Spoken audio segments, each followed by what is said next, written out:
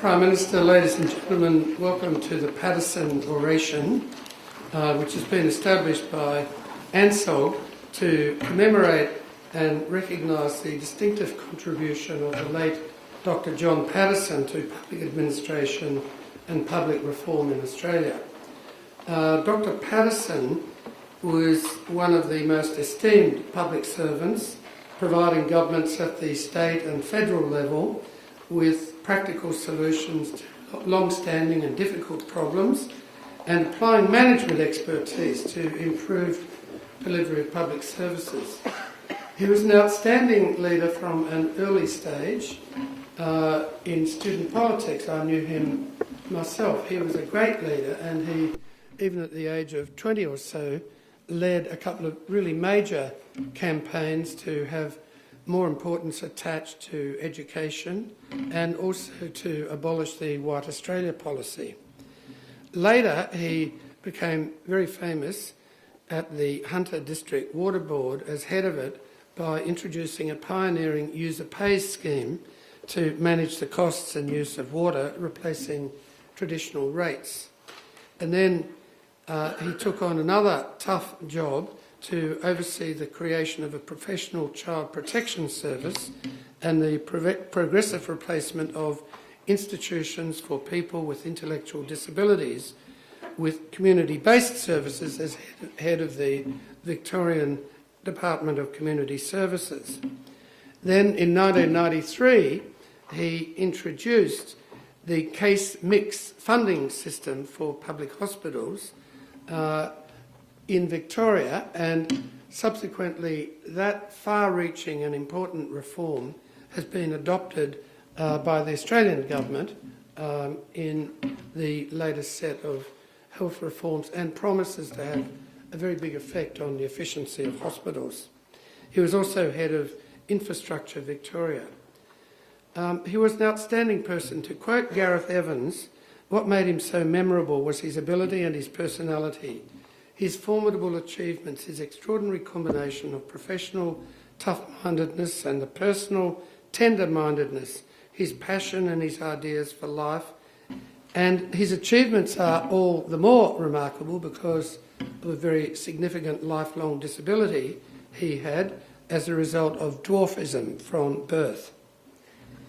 The Paterson Oration has been presented by Prime Ministers John Howard, Helen Clark, Kevin Rudd, and this year we are honoured that the 2012 Paterson Oration is to be delivered by the Rt Hon John Key, Prime Minister of New Zealand, Prime Minister since November 2008 and re-elected in November 2011.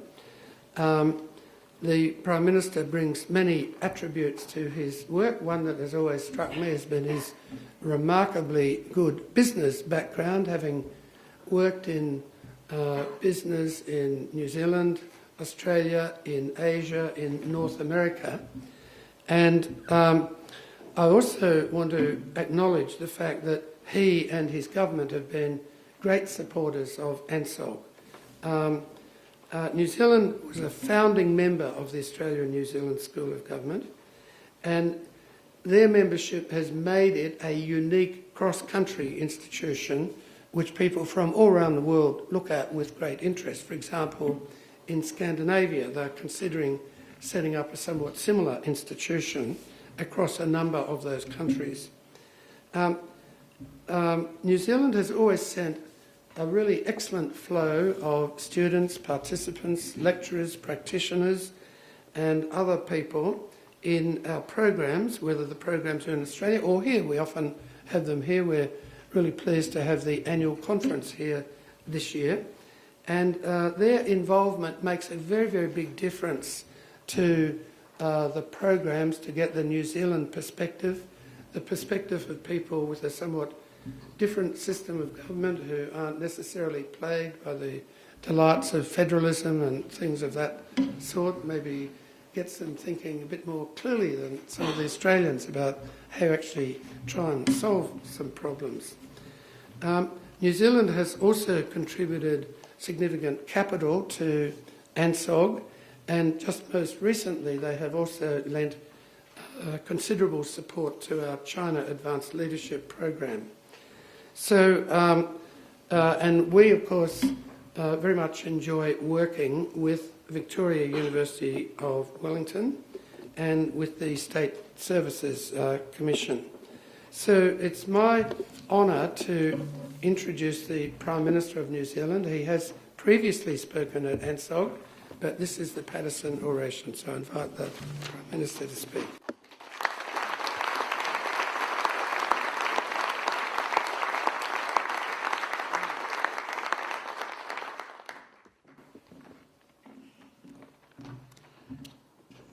Alan, thanks very much. Good evening. Can I just take a moment to acknowledge Alan and the great work that he's done as Dean of the Australian New Zealand School of Government. It's great to see you once again and here in New Zealand. Can I also acknowledge the Deputy Dean Peter Allen, Ian Rennie, our State Services Commissioner, and to all of the delegates and guests here in the room. Firstly, can I thank you for inviting me to speak at your annual conference. I understand this is the first time the conference has been held in New Zealand. As Alan said, there have been plenty of individual events here, so I'd like to extend a warm welcome to those of you that are visiting our country.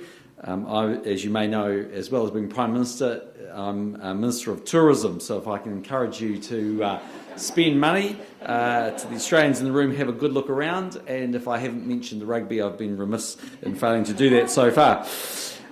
I'd like to acknowledge the great work that ANZSOG does to develop and strengthen leadership in the public sector, and I want to take a moment to reflect on the comments that Alan made about Dr. John Paterson, after whom this address is named. As he mentioned, Dr. Paterson is recognised as one of Australia's most talented public servants, who over his career served governments from both sides of the political spectrum with great ability. Today, for this oration, I want to talk about my government's priorities for this term, where public services and public servants fit into those priorities, and what we can learn from the response of the Canterbury earthquakes. So my government has really 4 key priorities this term. The first is to responsibly manage the government's finances. New Zealand has faced a number of challenges over the past 3.5 years, from a recession to the Canterbury earthquakes. The government has absorbed much of the costs of these events on its balance sheet, so we can cushion New Zealanders through the worst effects. But that money, as we know, has to be paid back, so we put a huge amount of effort into making savings, and in particular into changing some of the long-term drivers of government spending, so we can get back to surplus over the next few years and start getting our debt down again. The public sector has played and continues to play a very important part in this approach. We have worked with the public sector to identify opportunities for savings and indeed to identify opportunities for investment as well.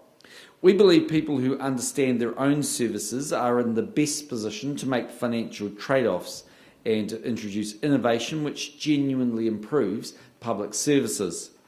As a result, chief executives and senior public servants have been focused on understanding how their organisations work, what drives their costs, and how to measure service levels.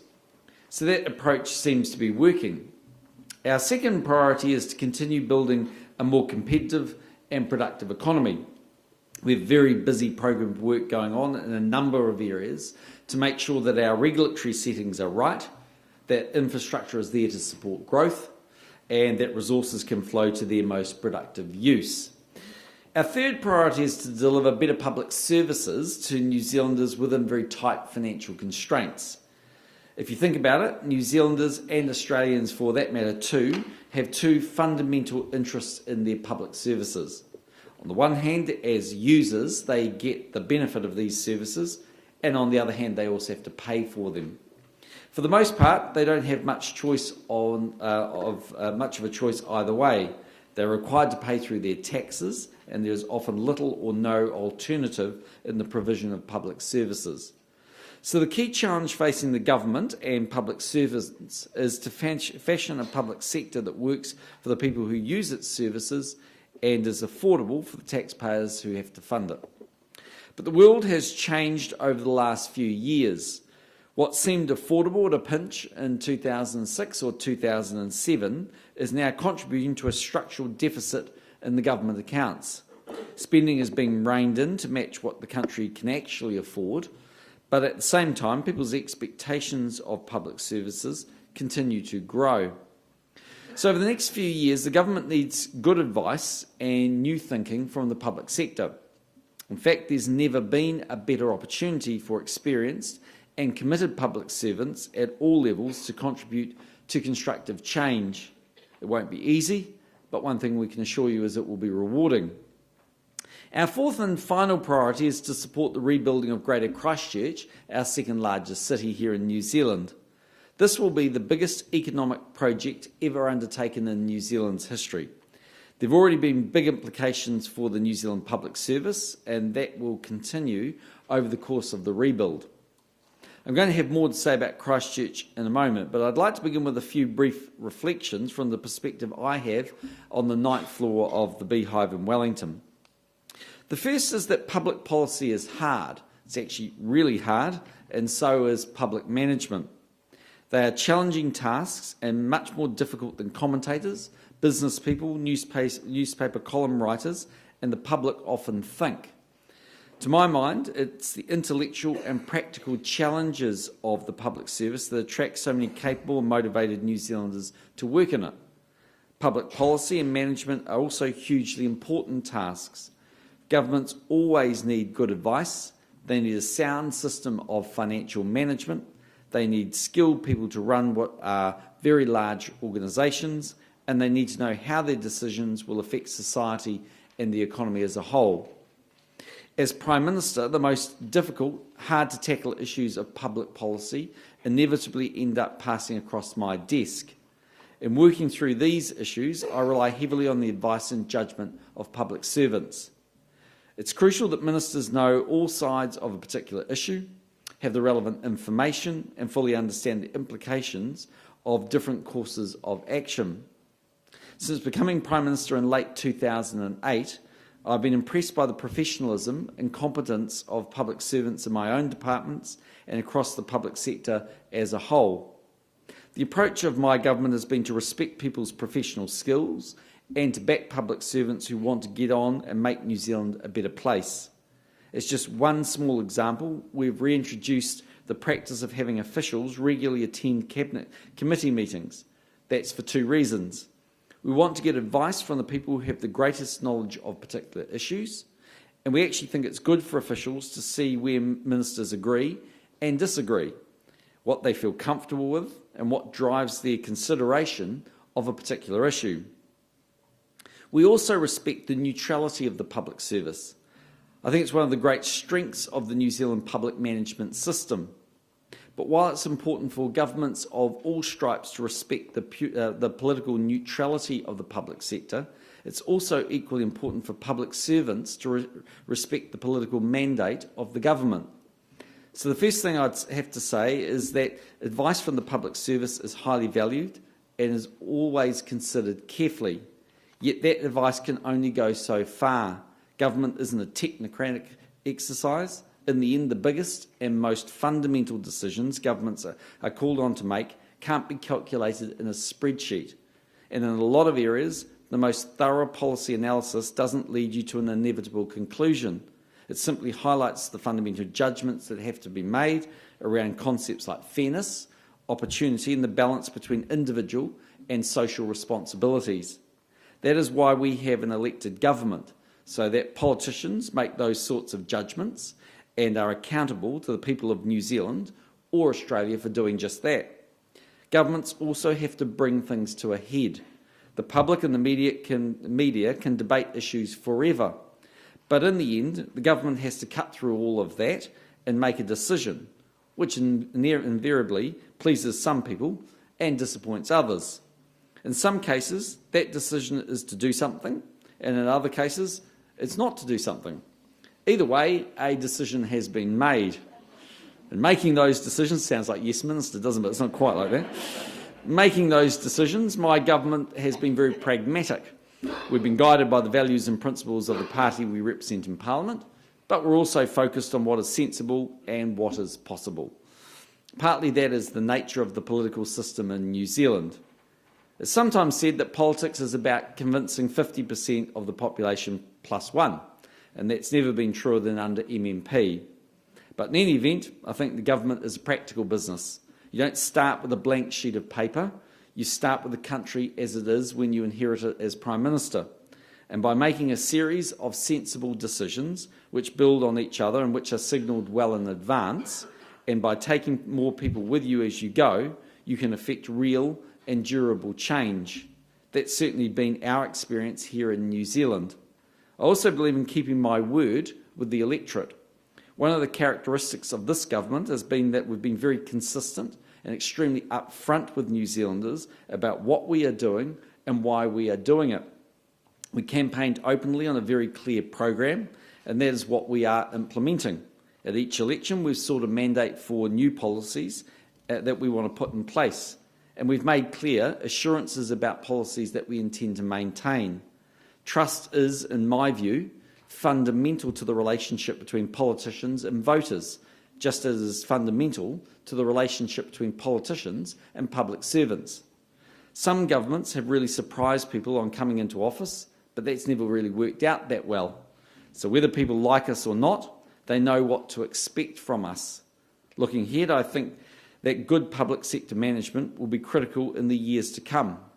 Around the world, governments are facing persistent budget deficits and a growing debt burden that they will be struggling with for years. And you probably, like me today, saw that the rating agencies today put Germany and the Netherlands on negative outlook. So not even the strongest economies in the world are insulated from what we see. And yet their citizens all around the world are rightly expecting the sort of 21st century services that they get from private sector industries competing aggressively for their business, like banks and airlines. The combination of these two forces will place governments and public services around the world under constant pressure to deliver better services for less money. And New Zealand in that regard is no different. We are in a new environment that will persist for at least the next decade and possibly beyond. The mid-2000s were characterised by the idea that big increases in government spending dispensed across a whole range of areas in a relatively untargeted way could somehow transform society. According to this view, the sheer weight of spending would eventually prevail. However, that particular experiment ran out of money in 2008, that was when we came in, with little genuinely transformational to show for it. Public management in the foreseeable future will be focused on determining which better public services and income support measures are the most effective and working out how to provide those within a tightly constrained budget. It will be focused on presenting a service that is far more coordinated than it is now. New Zealanders don't live in government departments and they don't always understand the demarcation between different arms of government. To them, the government is one big organisation that should be able to help them when they need it, and they're right, it should. So technology will make that goal more achievable.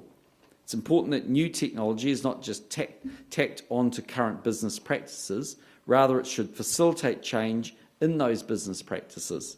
And public management will be focused on one thing, getting results. We have been very clear with the public service about what we want them to focus on.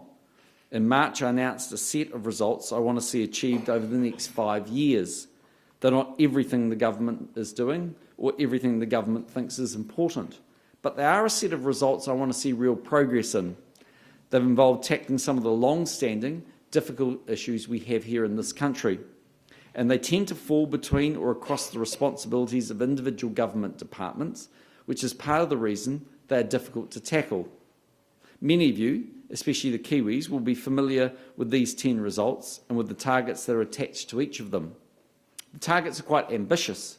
Some of them are, for example, to reduce the number of people on a working age benefit for more than 12 months by 30%, to reduce the incidence of rheumatic fever by 2/3, and to reduce the violent crime rate in New Zealand by 20%. I don't make any apologies for having high expectations.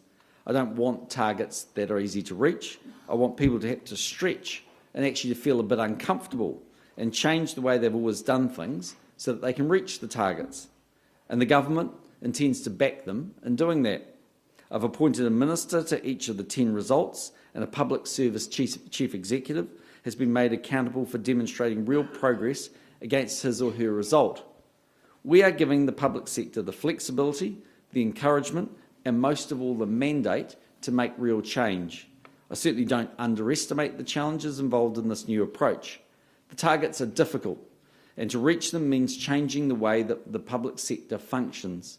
In the past, it's almost operated as a loose federation of separate agencies. In the future, it will have to operate much more as an integrated system. I'm delighted to say that the leadership of the public service has been very supportive of this new approach. At times during the process of developing the results program, they were at least as ambitious as ministers were, if not more. That is a great sign that things needed to change, and in fact that they will change.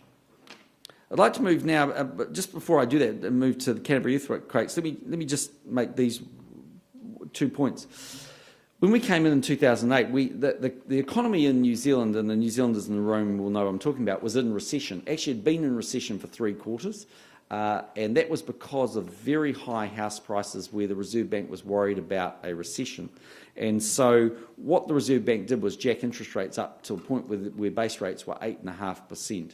So lending rates through the banks were well in excess of 10%, 11, 12% in certain instances. So the economy went into recession, and in fact during that period of time, up for over about a 15-month period, the economy contracted 3.3%. Our tax revenue went down 10%. So that was a very big structural reduction in income. And from the previous government, who had really been able to fund a whole lot of initiatives that were exponential in nature, they were all funded off a debt consumption boom that had gone on, where New Zealanders borrowed the better part of, I think, of $180 billion over about a 7-year period against their rising house price. And so you had this incredible concoction of rising house prices, mum and dad borrowing lots of money, spending a huge amount of cash, paying a lot of tax along the way, and then the party stopped. And you sort of add to all of that the global financial crisis, the earthquakes in Christchurch, all of these different issues. And I'll never forget, we went along and had a job summit in the early part of 2009. And the aim was to get employers, the government and the unions all in one place at one time on one page. And that bit of it worked really well.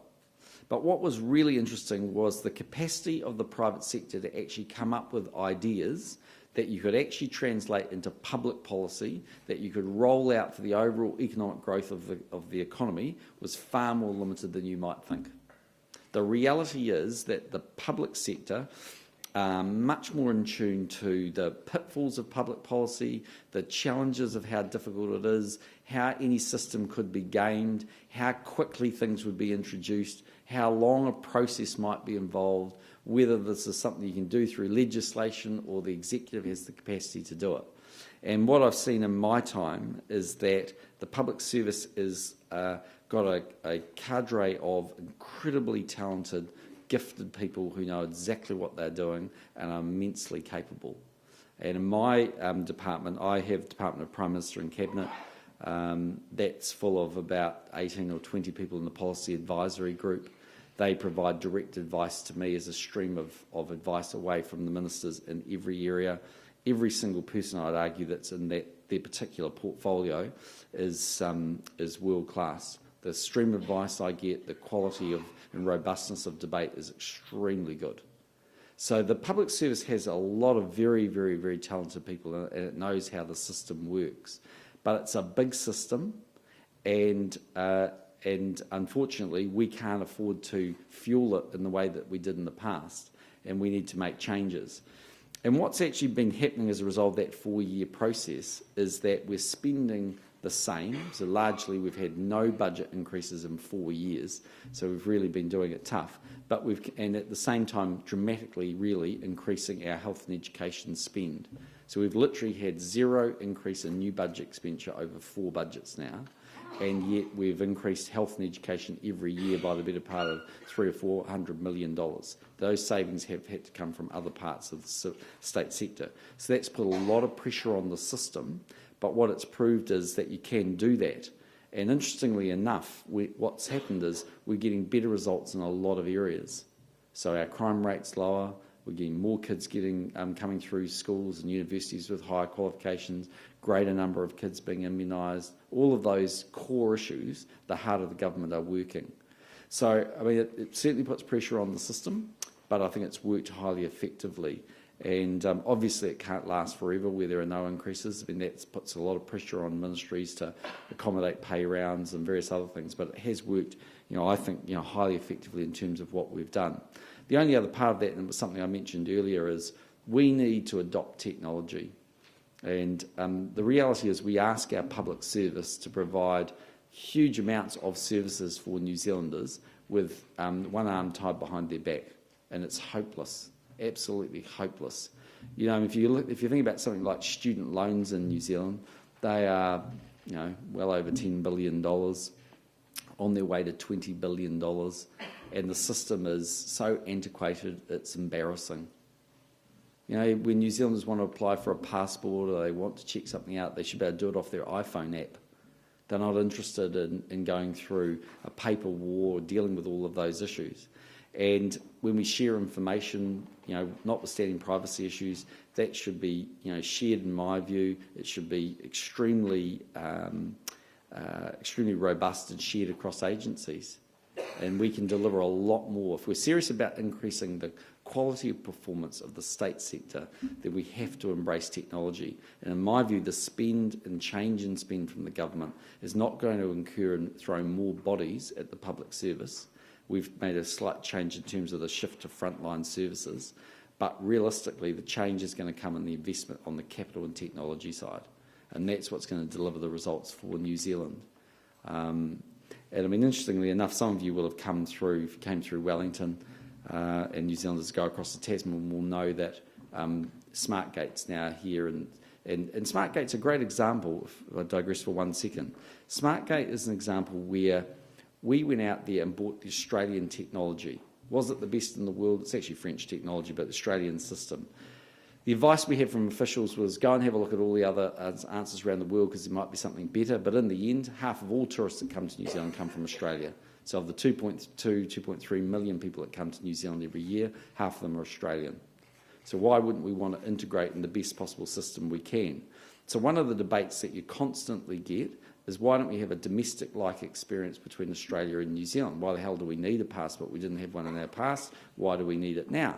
And in fact, actually, I agree with that. Why the hell do we need it? And so, anyway, we're working our way through this. But just to give you an example, so certainly SmartGate would have speeded that process up. But the next iteration of SmartGate by the same company is a thing called Face on the Fly.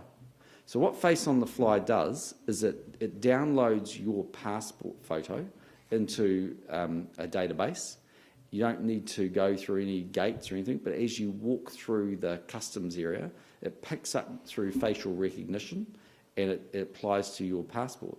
And you can just walk on straight through. So if you're under that system, if Australia and New Zealand are prepared to invest, then if you're an Australian or a New Zealander and you're travelling across the Tasman, you don't need to bring your passport with you. But we're going to have to spend money, and the Australians are going to have to spend money. And at the moment, we're more prepared to do that, funnily enough, on that particular issue than the Australians are. So we're having a gentle chat to them. But you can see where I'm going, that we can make the services for our people a lot more efficient. And once you have good database sharing, once you start understanding those systems, you can really clamp down on all of the fraudulent activity that might happen, all of the poor behaviour that you might see. I mean, I'll just give you one other example of that. We brought in a thing last year called Future Focus, and it was to do with our welfare system. So we just said, if you have been on the unemployment benefit for 12 months or more, the only requirement you have after 12 months is you have to re-register. Go into work and income, re-register. That's it. That was all you were required to do. As a result of doing that, I think about 7,000 of the 70,000 people that did that dropped off the system. Do you know why? Some of them had a job, so it was a bit hard to go work and income and claim their unemployment benefit when they were at work. Some of them were living in Australia, so it was a bit hard to pop into the New Zealand Work and Income Office. Some of them were never people in the first instance. They were a fictitious imagination of somebody, but not real people. Some of them obviously just couldn't be bothered. But a huge amount of people fell out of the system. And that is the challenging conundrum, as I see it, for the public service and for governments, is to do practical things that people care about, to do it more efficiently at a lower cost, and be able to gear up the system. We're just a business in a way, and no different from anything else. Of course, in the end, we have social responsibilities and all sorts of other factors, as I said in my prepared remarks, that we need to take into consideration, and that's why you can't reduce it all to a spreadsheet. You have to consider all of those factors. But in lots of what we do, we are very much essentially no different to any other business that New Zealand consumers, or in Australia's case, Australia's consumers, interact with. And they have the same expectations of us they would have of a company in New Zealand or Australia. Let me just sort of finish a little bit in terms of Christchurch and the lessons that we've learned from the response. So firstly, can I say that governments on both sides of the Tasman have been tested by disasters quite frequently in recent years. In Australia, for example, you've experienced, as you know, the Victorian bushfires and the Queensland floods, and in New Zealand we've had the earthquakes. The first Canterbury earthquake struck in the early hours of Saturday, September the 4th, 2010. Damage and liquefaction was widespread. But when we look back at the event with the benefit of hindsight, it's clear that in many ways we were very lucky. We were lucky that the earthquake took place at 4 a.m. in the morning, when most people were not out and about. We were lucky that while people were injured, no one lost their lives. And we were lucky for another reason that we couldn't have known at the time, that we would be practised and ready for a far more destructive earthquake that struck a few months later. So on February the 22nd, 2011, tragically 185 people were killed in one of this country's worst natural disasters. It's the kind of event governments spend years preparing for, but in truth you never really know until the day comes whether you can actually cope. In Canterbury, we saw the benefits of good preparation and planning. The immediate response was well coordinated, with clear leadership structures that were widely understood. People knew what their roles were and set about getting things done. Beyond the initial emergency response, the government faced a huge number of challenges. There were accommodation needs, questions over whether employers could keep their business open, and major infrastructure needs like water, wastewater, electricity and roading. On the ground, the public sector was forced to find new ways to deliver services. I'm pleased to say that in adversity, the public sector really stepped up to the plate. A healthy amount of freedom was given to frontline staff to get things done, and they did just that. The government also moved rapidly to address the many policy issues we faced. For example, we had a support package for employers and employees, including pay subsidies, available less than a week after the earthquake. In my view, it was crucial to keep the lines of communication open between employers and employees in order to preserve jobs, so we designed the package quickly and erred on the side of generosity rather than having stringent rules. And in an eight-week period, we paid out $250 million in wage subsidies, but we kept 50,000 employees connected to their employer, and without that, most of those companies would have folded up. In fact, the vast bulk of those companies is now in operation, and in fact, the economic growth rate in Christchurch is very strong. Another example is the government's residential red zone offer to property owners. So this involved the government offering to purchase properties on the worst affected land at their current rating valuation. The scheme enables homeowners to move on with their lives quickly. There were many other policies developed in those conditions, and sometimes we pushed people very hard. It won't surprise you that there were some robust conversations at times, because to some people it appeared things couldn't be done as rapidly as we wished. But we got there. We got there because people were innovative and flexible. And if you look at that situation with the red zone, we've literally bought over 7,000 homes off New Zealanders. And where you see enormous complications in these kinds of situations very quickly, again, the New Zealanders will know that in New Zealand we have an EQC system. So the way Earthquake Commission works is when you buy your fire levy on your home, you pay a certain amount, about $65. That went into a fund. The fund had about $6.5 billion in it, but it covers three things. Firstly, the land in the event of a natural disaster. It covers the first $100,000 of built property, and it covered $20,000 of costs when it came to your home possessions and contents. So you can imagine what it's been like dealing with those issues, because EQC has had more claims on it in Christchurch than any single insurer in the world. So the February 22nd earthquake is the 4th largest insurance earthquake claim in the world, superseded only by the Californian earthquakes, the 95 Kobe earthquake in Japan, and the most recent earthquake and tsunami in Japan. So there have been literally hundreds of thousands of claims. You can imagine the disputes over the demarcation about the built property and whether that liability at what point rests with the private sector. And then you can imagine the enormous problems where liquefaction-prone land has had to be abandoned, and the built property damage on a property has been, say, 20%. And so, of course, the insurer says, well, I've insured you for replacement, but it's not my problem. The government's putting a bulldozer through your house. So, by the way, we'll pay out 20% and good luck with the other 80%. So they are the sort of complications we've been dealing with. And just as an example, the government's share of the liability is currently sitting at around about $13.5 billion, so 6.5% of GDP.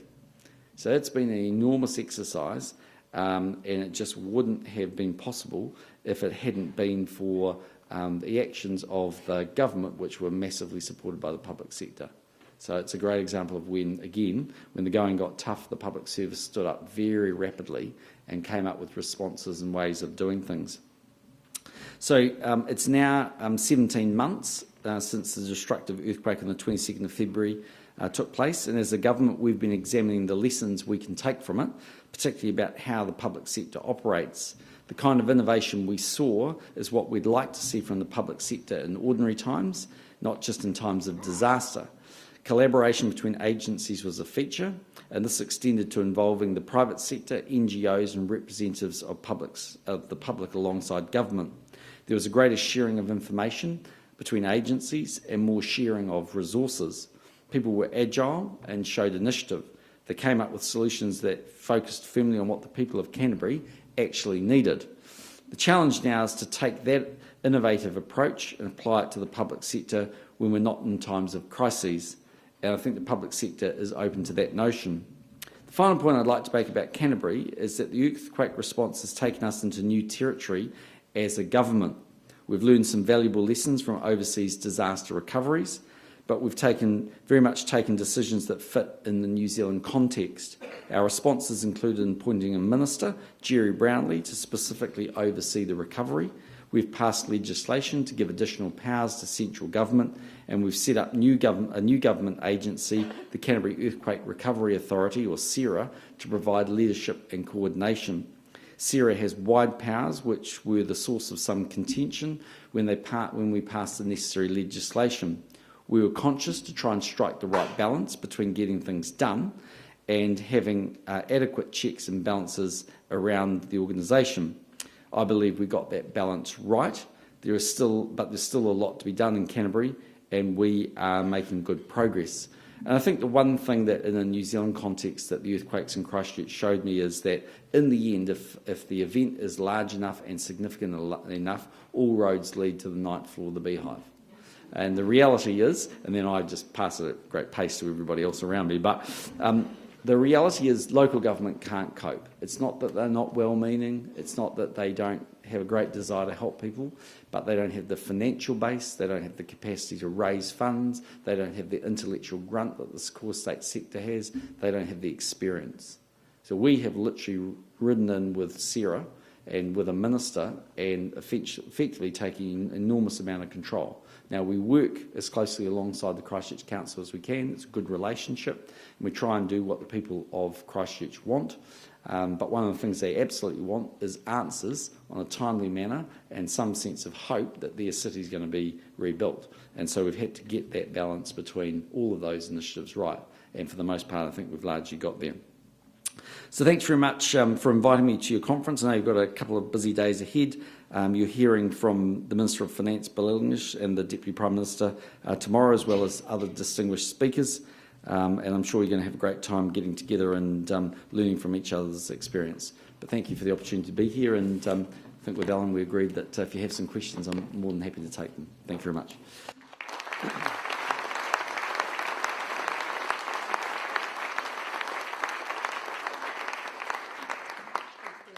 Questions? While we're On anything you like, they don't have to be on live spoken on, obviously. actually, I was going to ask you. New Zealand was famous for radical economic reforms in the 80s into the 90s for a while, and then it slowed them down. Yeah. How would you characterise your approach? They're definitely not radical. Nothing we're doing is hugely radical. It's orthodox economics, and it's pretty sensible, and it's measured and quite pragmatic. So why is that? Well, firstly, MMPs change things in New Zealand.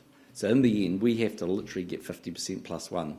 And that is, I always say to my caucus, when you walk down, the main street here in Wellington, and you walk along that street, have a look at those people, look them in the eye, because 1 and 2 of them are voting for us. And that's the reality. They come from being the richest person in New Zealand to someone on a sickness benefit. And they have a wide range of expectations and hopes and dreams and aspirations for the government. And they have different views on a lot of what they do. So MMP really drives that. It's much harder. So under the old National Party sort of leaders and Labour Party leaders, you could govern with probably about 40, maybe sometimes under 40% support. Now it's got to be at 50%. So we had put that in perspective. The single biggest result in the MMP's history in 2011. We're only the third government in 123 years to go up in office. Nationals only ever got a bigger result after the 1951 waterfront strike, when there was a massive demarcation dispute in the whole country. But outside that, we've never polled the sort of numbers that we had, and we still had to sit down and do coalition agreements. We're still a minority government. We've got 59 of the 61 seats we need for a majority, so it's pretty close, but it's not quite there. So it gives you a sense of sort of what we're dealing with. The other thing is that I look at Europe, and I'm pretty negative on Europe, so don't get me started, don't be offended, either way, whichever way you want to look at it. But, they've got everything that Australia and New Zealand doesn't want. They've got an old population, far too much bureaucracy, inflexible labour markets, quite a closed economy, huge amounts of subsidies. You kind of name it, they've got it. And it's not sustainable, massive amounts of government debt. I mean, the reason Germany's on negative outlook today, which means there's a 1 in 3 chance they're going to be downgraded in the next 3 years, and there's probably an equal chance that America's going to go the same way, is their debt levels are 81% of GDP. I mean, we're sitting at 23% in New Zealand. And small changes, if they're done the right way, can make a huge difference. So when we came in, the back end of 2008, they said to us, look, they being the Treasury, by 2026, debt's going to be 60% of GDP. So in New Zealand context, probably $300 billion GDP by then, so 180 billion, say 200 billion. When they came over for the last budget, I asked them, well, what's the 2026 debt number? And they said 0. So we haven't undertaken radical change, but in almost every area we've cut back our expenditure. We've sort of pulled that curve up of everlasting exponential cost growth down and got it either on a flat curve or coming down. And so basically the problem, I think, for Australia and New Zealand is we don't have that sort of low-hanging fruit to pluck anymore. You can't just say, well, here's the Reserve Bank and go and run your interest rate policy, or here's how we float the exchange rate, or let's put flexibility in the labour markets, or let's open up our trade borders, or let's have reasonable planning legislation, or reasonably minimal levels of bureaucracy. Both Australia and New Zealand, to a certain degree, have, and certainly in New Zealand's case, very, by world standards, I think, very good practice, and all of those things have been done. So we've got to focus on how you make the boat go faster, and it's much harder to be done, actually. So it's quite a challenge.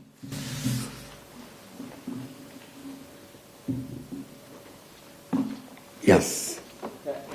I have a question for you about what you've outlined is in straitened times, obviously governments need to be much more innovative in what they do, but innovation involves risk both in the public and private sector.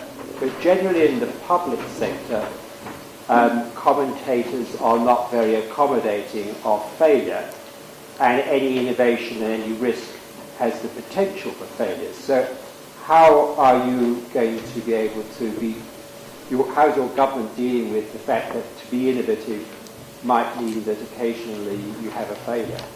Yeah, so you've identified absolutely the right issue, and I think the answer is you've basically got to be prepared to take some risks and back both the minister and the public service.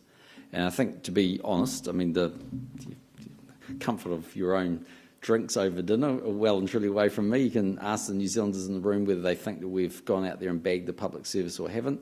But when there's been a problem, in my view, more often than not, we have not.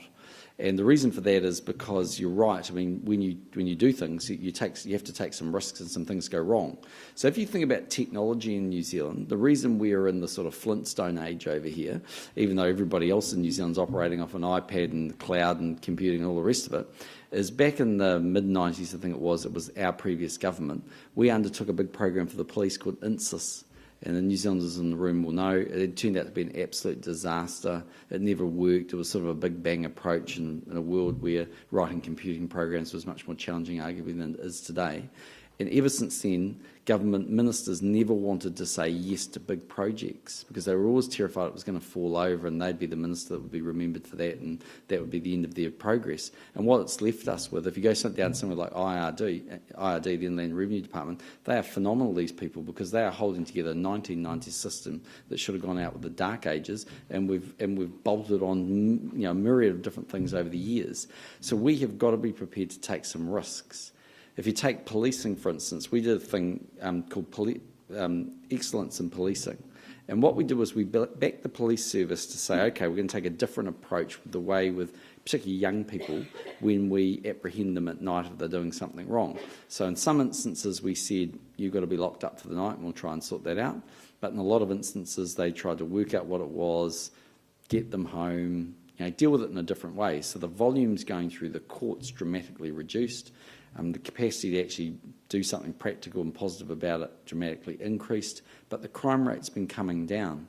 So the risk always was that we were seen to being a bit softer on crime and we're a centre-right party and it doesn't fit with our brand, but actually we took a few risks and it worked. So all I can sort of say is, I think the media are, sometimes, with greatest respect, are unrealistic about what's possible and what's not. There will always be some failure. And having come out of the private sector, I've seen lots of things that go wrong. But as long as you're getting a lot more right, generally you're on the right track. And that's one of the real problems that we have, that we just don't have that luxury all the time. And so I look at a lot of the bureaucracy wrapped around things. They're done because one thing happened a long time ago, and as a result of it, someone died or something happened, and now we have this massive bureaucracy, which is just not appropriate. So we have to try and cut through that. But as I say, my experience was that the chief executives are much more willing to take risk than we might give them credit for. It's actually the ministers that are jumpy that they're going to lose their job, so they need to harden up a bit. So. Yep. Prime Minister, you mentioned earlier that overall the budget has remained the same, but for education and health it has increased.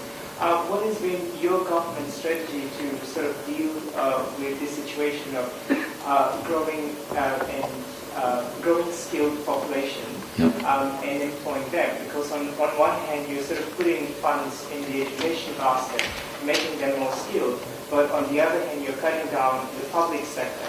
So how have you been dealing with issues of unemployment? Yeah, so our unemployment rate's sitting at 6.7%, which is obviously higher than Australia's, although our unemployment data number, because that's obviously the Household Labour Force survey, looks better to us than that. So we wouldn't be surprised if it started tracking down. Treasury's forecasts are that we'll be at 5% by next year. So it looks to us like we're tracking down. Certainly that's the numbers that we see happening, both youth unemployment and also in sort of general unemployment across the spectrum. I guess what we would say is we don't think government creates jobs. We think the private sector creates jobs. We think the government provides an environment to encourage investment. And so what we've actually seen out of Australia is quite a lot of investment coming across the Tasman. People literally investing and saying, yep, we like the way you do things, looks fairly predictable to us, we don't agree with everything, but we know where you're going. So I think that's hugely important. If you look at the reason why we worry a lot about debt, because our debt levels are really low. At 23% of GDP, they're very low, and they're going to top out at probably about 28, 29% of GDP by the time we sort of get through the bubble, is that private sector debt levels are high in New Zealand. So the thing the rating agencies don't like about New Zealand is not only is private sector debt high, but it's largely foreign sourced. So it largely comes out of the Australian, because the Australian banks own the New Zealand banking system, it looks onto a rating agency like foreign debt. The question is whether the mum and dad have done the wrong thing in borrowing so much money, and notwithstanding they went on a bit of a bender for a few years. My view would be not really. I mean, we think they owe about $200 and something billion worth of debt, but their balance sheets they've probably got $800 billion worth of assets. There's no great evidence that the property market's completely is out of whack or out of kilter or overheated. So we think their capacity to service that debt's very high. So we actually think they're in quite good shape. So but nevertheless, basically we just can't afford to rack up our own debt. So essentially, where we can't control things, the automatic stabilisers, welfare payments and things, those numbers have obviously gone up. But in our budget process, we literally said the first budget we were stimulatory for $1 billion, second one we were stimulatory for $1 billion, third one we were contractually for $1.5 billion, and this one we were negative. We were flat to basically slightly negative. So in amongst all of that, we've gone along. We've literally changed expenditure around government departments to the tune of about $4 billion. So we've said there's $4 billion less happening in certain areas, and it's all pouring into health and education and really critical areas, but in science and innovation. So we've made some quite hard calls. We've said, you're going to do this and you're going to do this. And the reason the public have backed us is that's what they're doing in their own homes. So in Australia and New Zealand, the saving rates is now positive, and it's the first time it's been positive in decades in New Zealand, probably true in Australia as well.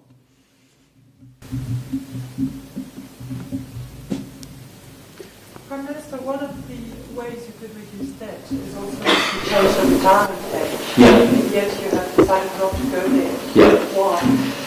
So it sits within a few things. The first comes back to the point I made earlier. We've campaigned on things we will do and we won't do.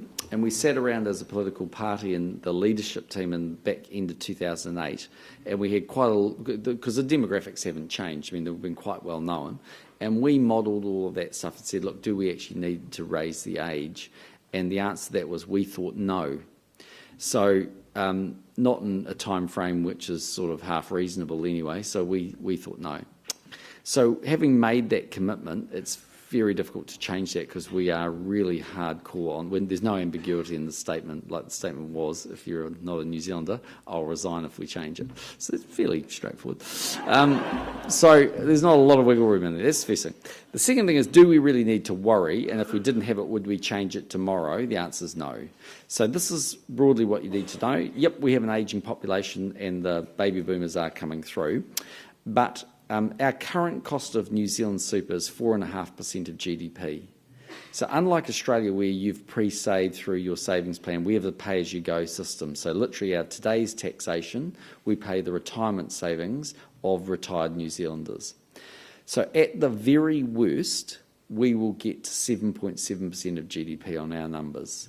So that's the very top end of it. Okay, so then you look at it and you say, right, well, that's quite a lot more, obviously. So something's got to give at some point. But the first thing is, of the 12 countries around the world that are raising the age of super, 11 of the 12, their cost of pension payments is greater than 8% of GDP today, let alone with the baby boomers. So the ones that are going from 65 to 67, like Germany, they're 10.1% of GDP today before the baby boomers come through. So that's the first thing, is we would only be trying to get to, arguably below where they already are. The outlier is Australia, but in the case of Australia, you're not really relying on public sector provision of superannuation because the majority of you have your own, retirement saving plans. Second problem is, and this is where it gets a lot trickier, is that we went away and worked all the numbers out and we're right, which is there are three fundamental things you have to think about. So one is raising the age from 65 to 67 in line with what the Retirement Commissioner wants to do, which is starting at 2020 and finishing at 2033, so a couple of months every year, saves you 0.7% of GDP. So it takes you down from 7.7% to 7%. So it isn't bad, like it's something, it's 0.7% of 300 billion, so it's okay, but it's not that big a deal. So what's driving the cost for us is we have a link to average wages. So we pay 66% of net after-tax average wages. And as average wages rise, the super liability rises. So ironically, we've had low levels of inflation and reasonable levels of after-tax wage growth in the time we've been in office because we've been cutting taxes and all these things. So super payments have gone up considerably even in the time we've been in office. So the point is to get back to 4.5%, say 5% of GDP, we need to slash the value of the pension. And the third thing we need to do is means test it. So if we raise the age to 67, means test it, and decouple the link to average wages, we can get back to 5% of GDP and we can poll 11%. That's the little bit that we can't. We're currently polling 48. So that is the minor technical problem I have. So it's only small, but So look, the long and short of it is there are a lot of other costs coming from age, but we just don't think the raising of the age of itself in isolation will do it. I mean, there's always an argument you can put up about a much more integrated view of looking at all these things, KiwiSaver and everything else that's going on. But that's a really big sort of hairy chestnut, and we'd all have to sit around and hold hands and think about that. And at the moment, people are running around saying raise the age, but I tell you, the moment I raise the age, other than they would play back all the stuff of me saying I'm out of here, the second problem would come is that the day afterwards they would say, okay, you've got to decouple, and the day after that they would say you've got to deal with the means testing. So it's just not one of those things unless you really need to sit down and deal with it in totality, and that's a hard thing to convince Kiwis that, by the way, you've worked all these years and we're going to do that. So it's the political challenge. Okay, Ian Rennie, State Services Commissioner and ANZSOG Board Member, will express thanks. Ian?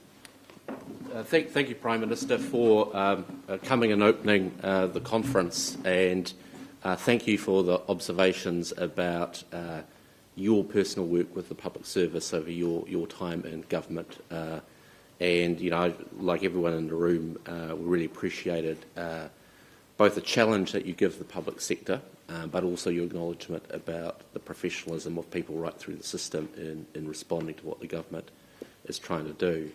And I think the other thing that just I was left with, because public sectors around the world, we're all struggling to some degree with the issue about there is no more money. I think one of the things that struck me about the way you're talking about the public sector and state sector, it's a much more aspirational agenda about what we should be doing, whether it's better technology, better results. And I think in terms of people who are genuinely get up each day to do a better job and to make a difference to New Zealanders, that is really a really important part of the agenda. So I'd like people to join me and say thank you to the Prime Minister.